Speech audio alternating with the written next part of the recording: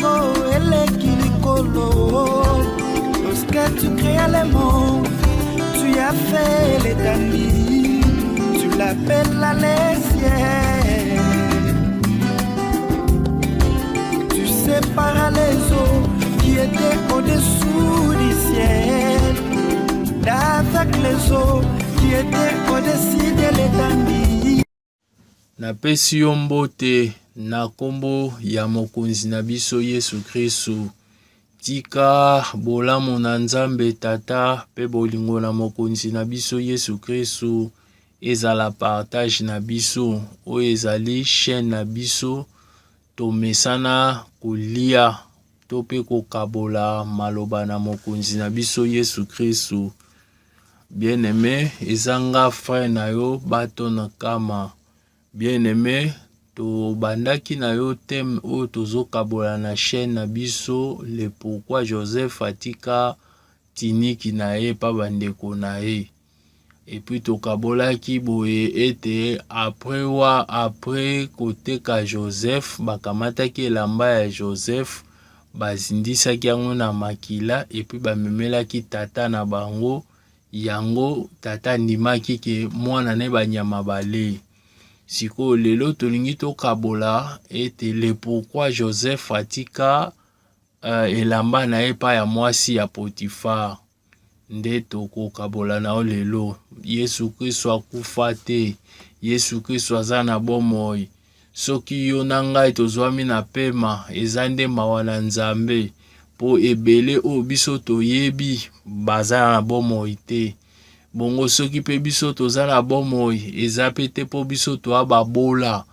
Yango wana Nzambe ayokela biso mawa pesa biso pema te. Eza nde mawa na Nzambe. Eza nde mawa na Nzambe. Soki kati na yo oza na kimia ndeko na ngai kumisa Nzambe po na yango. Soki journée mobimba ebandaki yo na tongo ti omati na mbeto ke kolala oza na kimia kati na yo ndeko ata po na yango kozanga te kokumisa Nzambe po eza na makasi na yo te me eza mawa na Nzambe.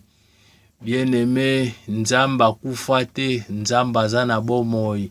Nzambe pe azalaka mosika na batu te, Nzambe azali na biso. Po angelu tango ayaki epai ya Maria alobaki boye, on l'appellera Emmanuel, ce qui signifie Dieu parmi nous. C'est que Nzambe kati na biso, Nzambe aza mosika te. Yo ndo komisa lokola Nzambe azalaka mosika. Po na nini tango oza kosambela oso cultive loko na mutu na yo ya Nzambe umelaka. Ozo sambela Nzambe oza na ba plan B na yo bomba. Oyebi kaka keti nazo bondele boye soki koto esimbi te na okende na esika boye te. Tango ozoya epai na Nzambe yaka po alobi venez à moi vous tous qui êtes fatigués et chargés, je vous donnerai du repos. Makomi ezotangisa biso boye ete tous ceux qui s'approchent de Dieu bao nyonso bazopusa na pene na Nzambe bandimake Nzambe azali pe azali mofuti malamu na baye balukaka ye. Seke Nzambe akosaka mutu te, Nzambe aza na bomoi. Ndimela Nzambe na probleme nyonso oyo oza nango ndeko na ngai. Probleme nyonso biso toza nango tozongela kaka mokonzi Yesu Kristu po yenda aza solution. Yenda kopesa o solution. Bana bato bakopesa solution te. Mwana moto soki asungi o lelo lobi tango koya lisusu abi na lembi aza mutu. Mechela nde Yesu motema po aza le pourvoyeur. Moelikia na moto ekomama na mikanda alakama mabe moto akochela moto motema. Amen. Oya kozol mutu lokola apui na ye. Bongo molingami kati na mokonzi na biso Yesu Kristu. Sans plus tarder, to kende mbala moko na sujet na biso ya mokola lelo. Sujet na biso ya mokola lelo eza le pourquoi Joseph atika elamba na ye epai ya mwasi ya Potifar.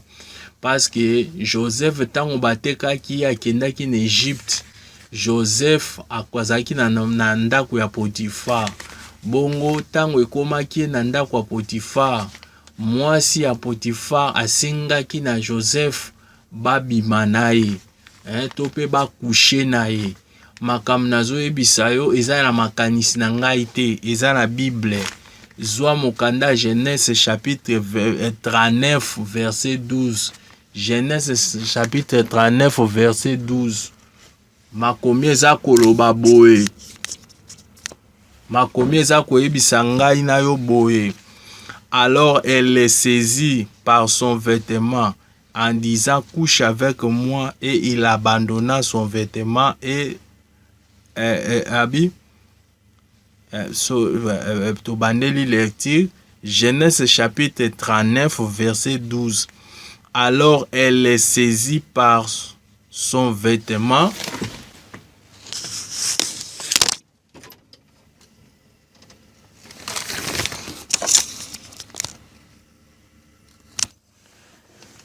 totangi makomi na Nzambe.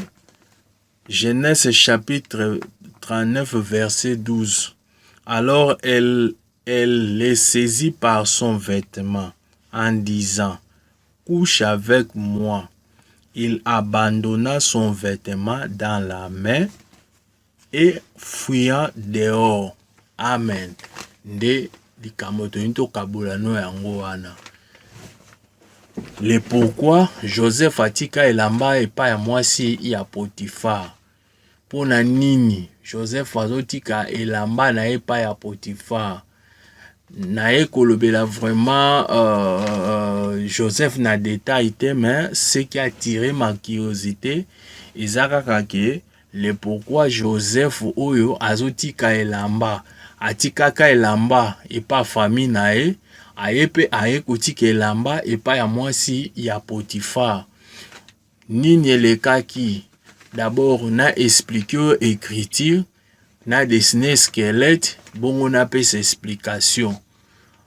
Joseph tango akene Egypte, akomi na Egypte, azalaki epa mwasi ya Potifar, azalaki esclave. Kuna Joseph akendaki te aza mwasi mwana ya Jacob te. Kuna Joseph akendaki lokola esclave, akendaki bohumbu esclave, azalaki esclave epa ya mwasi ya Potifar. Sikoyo mwasi ya Potifar oyo azalaki mwasi ya maître na ye, aza kosala demande epa ya Joseph boye ete couche na ngai, ndeko na ngai. Makambo oyo ekomama na Bible po na lobiko na biso. Ekomama te po bavimbisa Bible ezala munene. Epi ekomama te yozo ango na levo moko ou bien azoloba makambo akushe na ya azoka soni te. Nga azoloba makambo Nzambe, nga azoloba makambo Bible. Eza en dehors na pensée na yo. Amen. Parce que tout a été créé, nyonso ekomamaki po na sali na biso. Po foto bimisa bomoi na kati awa, po foto bimisa lobiko awa, po tokote ya mande awa. Le pourquoi eloko esalemaki. Amen. Donc mwasi ya Potifar oyo azalaki mwasi ya maître na ye, aza kosenga na Joseph akushe na ye.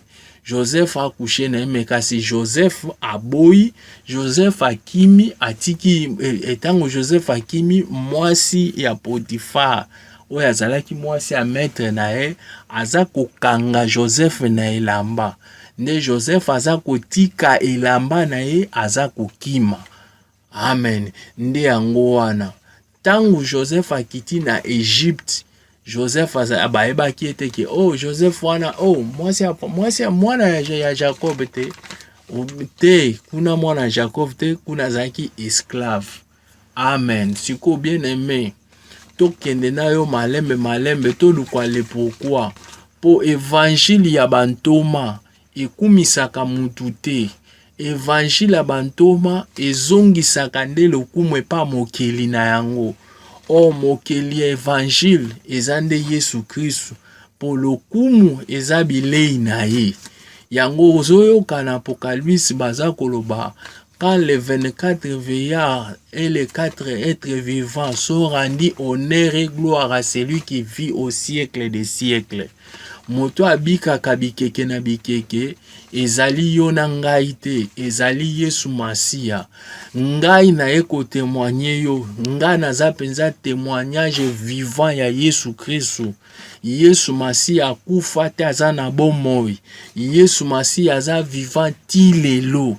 Yango wana moni bato bakendaka pèlerinage na Israël, batikala komona Yesu ebemba Yesu ango. Yesu Kristo aza na bomoi, asekwa aza na bomoi tikino lelo. Na témoignaka Yesu Kristo, po ngai naza témoin oculaire ya Yesu Kristo. Naza penza litatoli penza ya bomoi, naza penza sujet ya litatoli ya Yesu Kristo. Amen. Po Yesu Kristo azali nzela solo pe bomoi. Molingami tokende na yo étape na étape. Bongo toko diviser verset o na 3 parties. Verset à libo partie à liboso tolingi to kabola na yo. Elle est saisie par son vêtement. Elle est saisie par son vêtement. Wana première partie tozo kabola na yo totiki na ndengwana. Bien aimé, moi si à Potiphar azo représenté nani? Joseph azo représenté nani? Bongo elamba pe lingi kolobanini. Or bien aimé, c'est là et poussé nga et tindingai na kendo consulter livre ya Matthieu.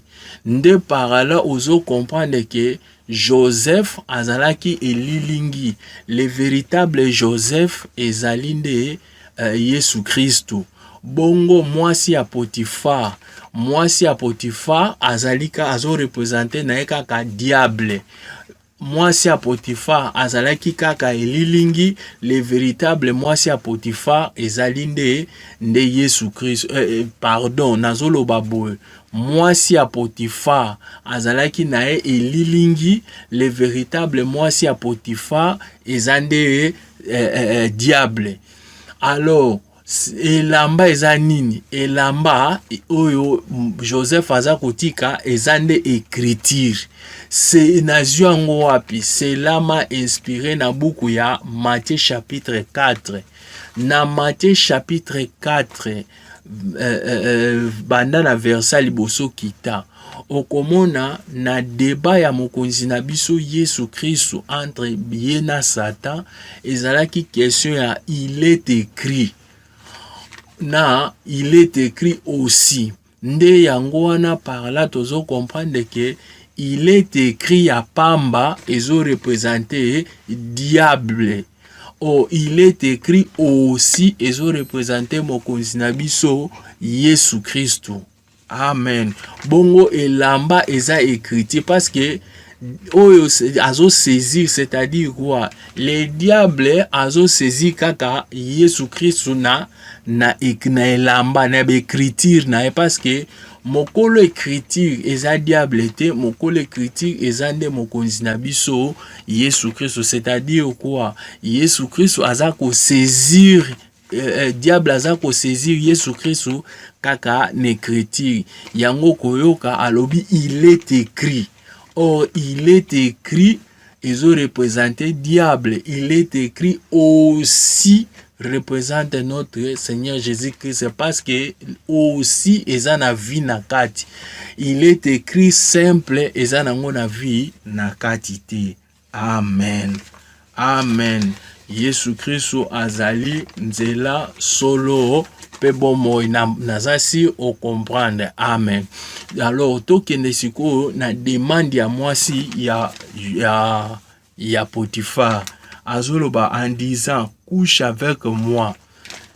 Toke siko na deuxième partie azoloba boye couche avec moi. Mwasi oyo azalaki mwasi ya batu, mwasi ya maître na ye. Mais mwasi ya maître na ye azoko senga couche avec moi. Babimana Joseph. Mais Joseph aza esclave na ye. Esclave ya mobali na ye. Mais yazo senga demande na ye. Asala posa na ye. C'est que posa ya mwasi oyo pa ya Joseph. Ezaki Joseph a couché na ye. Joseph a bimana ye.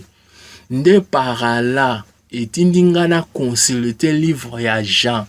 na livre ya Jean 8 44 kuna naza komona mokonzi na biso Yesu Kristo aza koloba ke bino boza na tata na bino le diable oyo azali oyo atelemaka na bosolo te. Yesu ki afungoli monoko alobaka kaka lokuta. Amen. Azali tata ya lokuta, azali père de mensonge. Amen. Sikoyo kokushe dembande oyo ya mwasi oyo par là nde tokei na angle mususu. Chaque fois Israël abandaki donc kokushe na peso na expliquer au boy pour na meilleure compréhension. Na lobi boy ma sœur, mon frère, na lobi ke mwasi ya Potiphar arosa la demande pa ya Joseph coucher na ngai. Or nde par là na comprendre boye ke na langage mususu eza ete parce que agumba melaye a adorer a sa la volonté na parce que na yebisio nini volonté ya diable et pas ya moto ezalaka moto akwea na lisumu. Moto akwea na lisumu a adorer parce que diable depuis le commencement Bible lobi ke non azali meurtrier moni ya bebisaki dès le commencement. C'est que souci à diable et pas ina moto ezande ke moto a adorer yango wana inspiré kingai na buku ya Matthieu chapitre 4 verset 9. Diable atikala na eko banga te. Diable amona pe somo likambo te. Diable mokolo moko azoyebisa mokonzi na biso Yesu oyo azali mokeli na ye. Oyo atiki diable a vivre.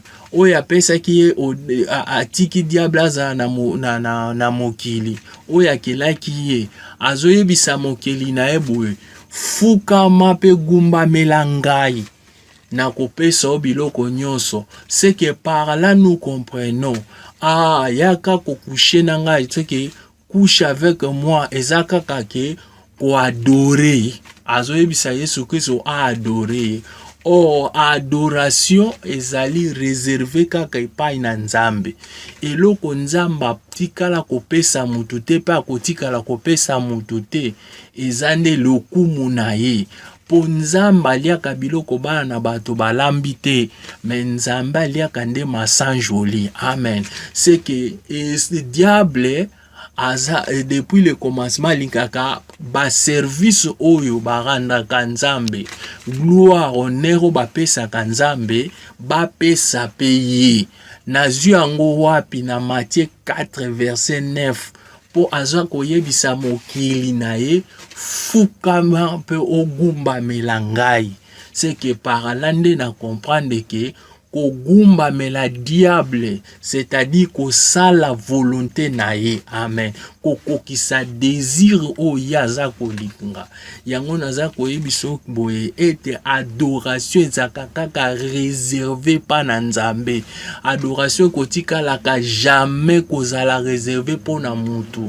Yango bien aimé moto na Nzambe kolinga kate bato ba adoraka yo. Bible lobi boye na Exode chapitre 20 balobi que tu n'adoreras pas d'autre Dieu devant ma face. Maman pasteur na yo akoki kokoma Nzambe soki kaka yo bandi ko adore yo. Archbishop na bino akoki kokoma Nzambe soki kaka bobandi ko adore yo.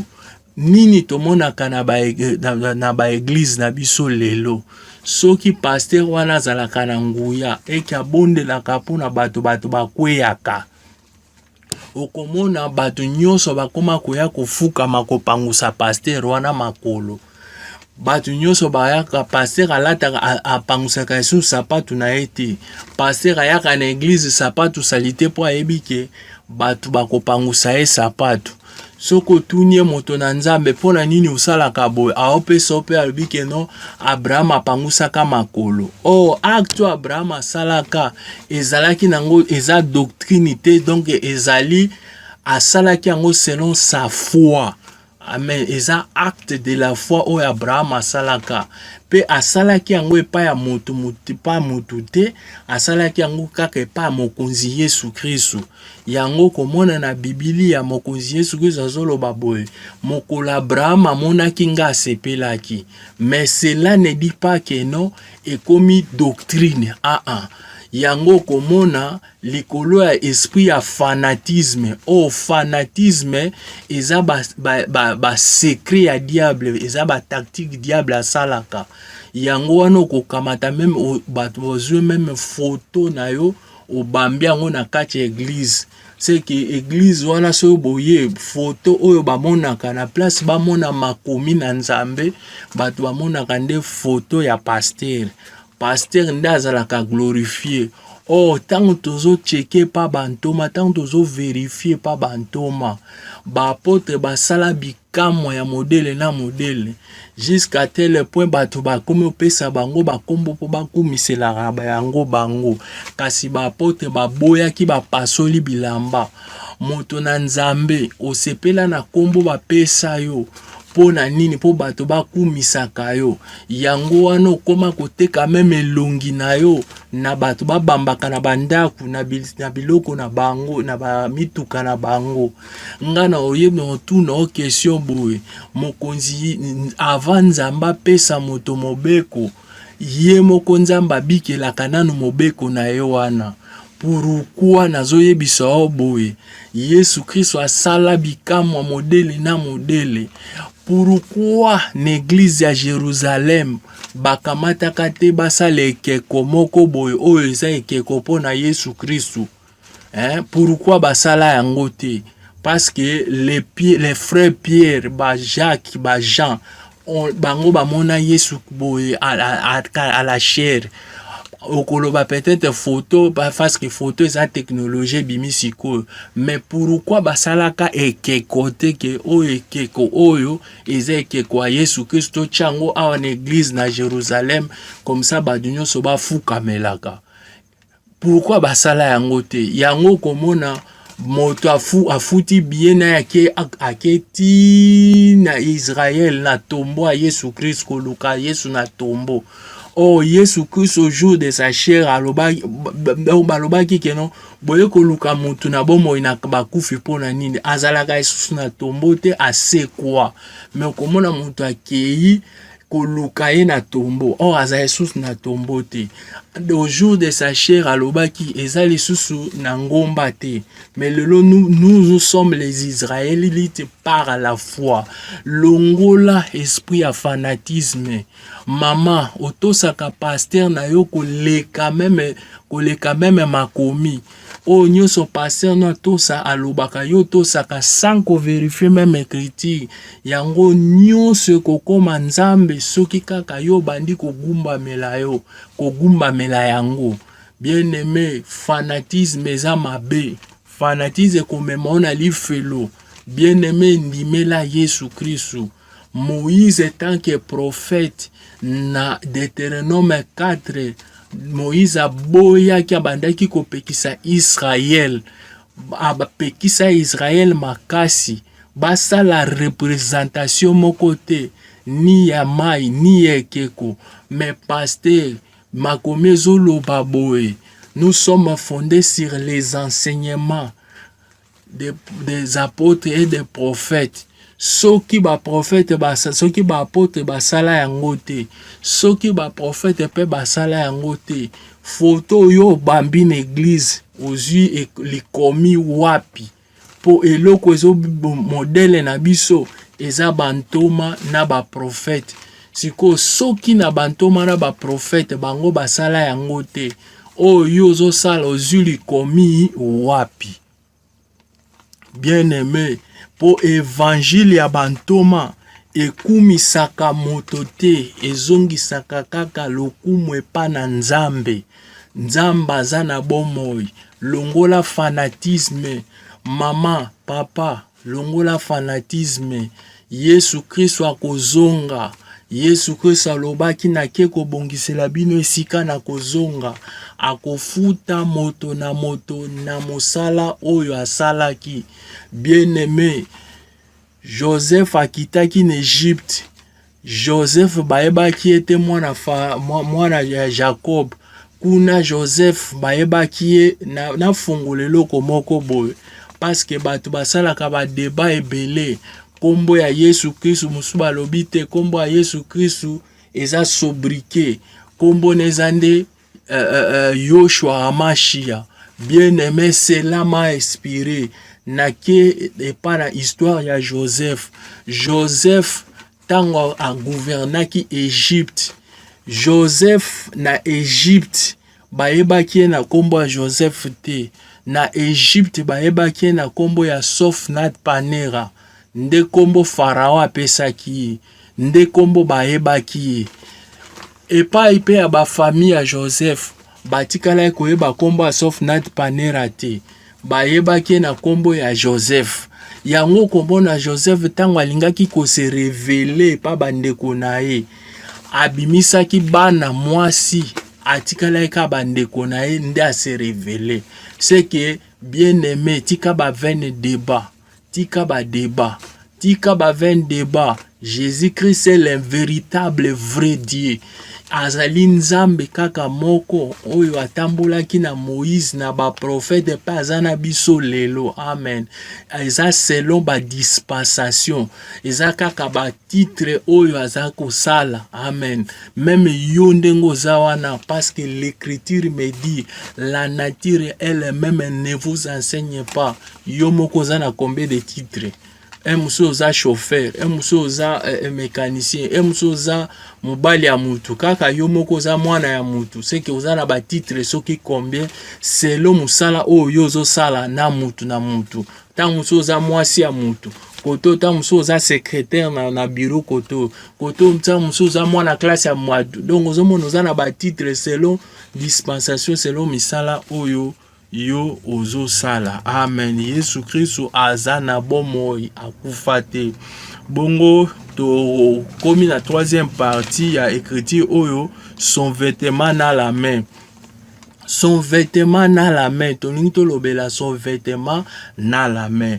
Son vêtement ezo représenté misala. La main ezo représenté pe misala. Naziango na Deutéronome 7 verset Deutéronome chapitre 2 verset 7. C'est que par ici na komisko na misala mibale. Vêtement ya Joseph ezo représenté misala. La main ezo représenté pe misala. Nde cela inspiré ngai na histoire ya bana Israël na Égypte. Autant na mona bana Israël na Égypte nazomona vêtement ya vêtement nde bana Israël. Vêtement bana Israël. Or la main de Pharaon. Vous comprenez? Parce que la main de Pharaon, parce que la main ils en a 5 doigts. Or misala ya Pharaon c'était le magicien. Amen. Or Pharaon azalaki l'ombre, le véritable Pharaon ils ont des diables frères. Amen. Amen. Amen. Yesu Kristo azana bomoi. Yesu Kristo akufa te. Yango komona Moïse abwaki nzete ebimisi nyoka, bango pe babwaki nzete ebimisi nyoka. C'est que tokomi na misala mibale, mais lokola misala oyo eza koleka misala oyo eza ya Yesu Kristo emelaki banyoka nyonso ya Pharaon. Amen. Tant surtout nangame pourquoi Moïse pourquoi Joseph aboyaki ko bimana mwasi na yemba ezalaki opportunité parce que il était azalaki esclave. Tes frères nangai soki Joseph aboyaki nde kosumuka ozomon parce que le diable ayaka ko semer doute et pas ya Ève. Est-ce que nzambe penza lobaki omoni oza ser kati d'église baibisi o ser lataka malamu bajipa mikuse oyo zolata eza diable akoya koyebiso mabe nini oyo ozomona nango oyo ser ko maquillage eza nango maquillage ekumisaka nzambe te, eza biloko ya nzambe te, eza biloko ya diable. Okoyoba tala pe biloko akomi koloba. Le diable akoyelakisa oyo mabe nango te. Donc eza eloko moko akoyela tala biloko akomi koloba. Akomi koloba ke eza biloko ya diable. Eza ndengo wana.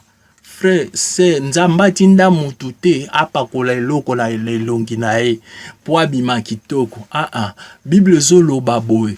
Tout a été créé par lui et pour lui. Nyonso nzamba salaka amonaka yango kitoko. Ozomon eloko mote nzamba salaka amonaka yango mabe. Nyonso nzamba salaka amonaka yango kitoko. Siko loko les aba stratégie à diable. Po Bible lobi boye azali père de mensonge. Azali moto na maele mabe. Aolakisa abiso bongo kanisi eloko ekosala nini? Eza nango mabe te. Ka mutu soka lati mo eloko ne bosoka ache ba rouge à lèvres nende ko mabe. So mutu ache ba plante nende da mabe. Eza biloko eza stratégie à diable. Amen. Amen. Parce que les salis eza collectif te. Les salis eza à quiconque qui croit. Oya kondima nde akobikisama. Amen. Amen. Nde par là nazo chite boy. Na ebisayo le pourquoi Joseph atika elamba na ye epa ya mwasi ya Potiphar. Cela m'a inspiré na buku ya Matthieu. Matthieu chapitre 8 verset nango 9. Na Matthieu chapitre 8 verset 9. Posiko toyo chite le pourquoi Joseph atika elamba na ye. Yango réponse eza boye na Matthieu chapitre 8 verset 29. Na Matthieu chapitre 8 verset 29, mokonzi Yesu Kristo bademo bazo ganga bazo ebisa mokonzi Yesu Kristo boye mwana na Nzambe oye kosala nini awa oye ko traumate biso avant tango na biso.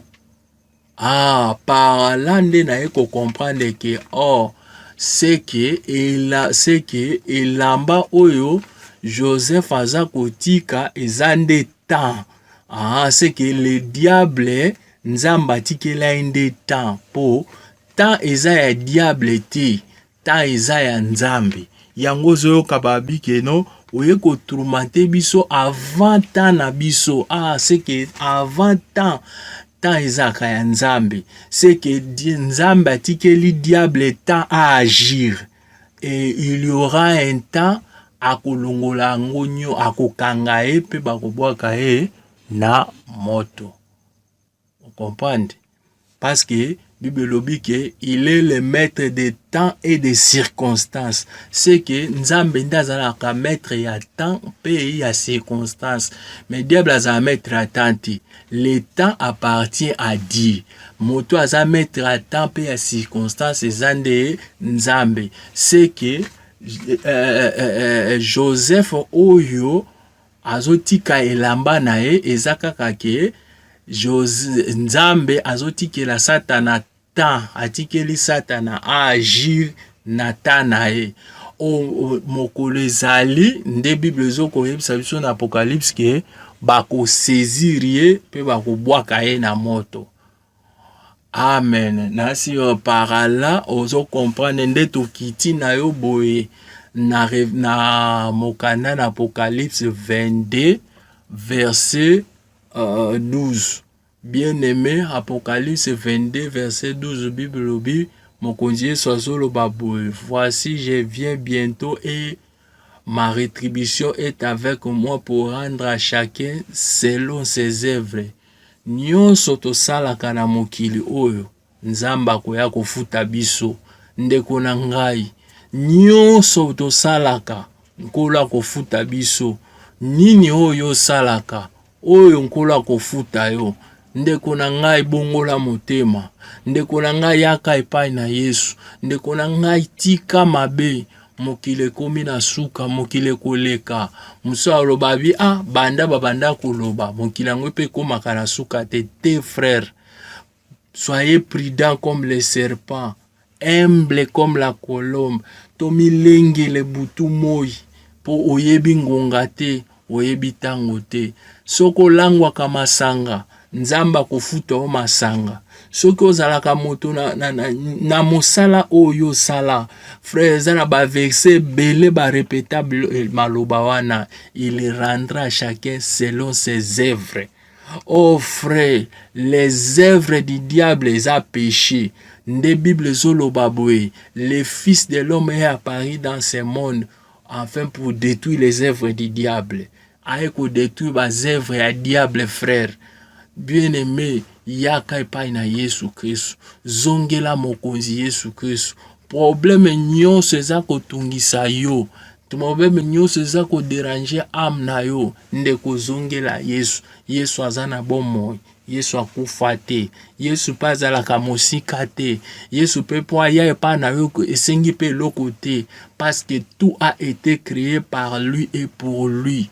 Yaka epai mokonzi Yesu Kristo azali nzela solo mpe bomoi. Eloko nini esalaki opengwa telema zonge epai mokonzi Yesu Kristo. Bien aimé tosala comportement toma Pierre. Pierre tanga wangani Yesu. Pierre akimaki esika te. Pierre alobi boye, où irai-je encore na okende lisusu wapi? Na okende lisusu wapi?